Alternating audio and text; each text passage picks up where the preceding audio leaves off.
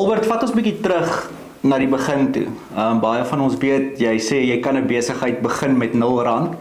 Hoe het jou besigheid en entrepreneurskap journey vir jou begin? Ek dink dit moet begin uit 'n need uit.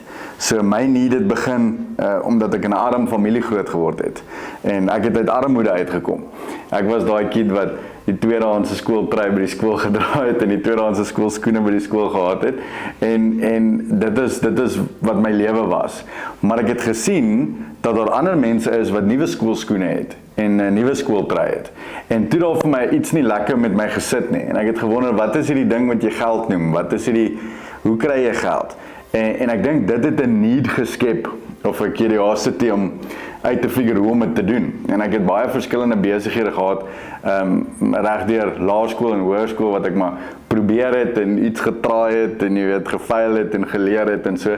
Ek dink my eerste besigheidjie wat redelik alright gedoen het, was my konstruksiebesigheidjie. En so het ek begin sulke konstruksiewerkies doen en dit begin by mure verf en so, maar eventually het ek 'n paar groter projekte gedoen. Ek het 'n oom se dak afgehaal in Mooikloof, die hele dak afgehaal, nuwe dak opgesit.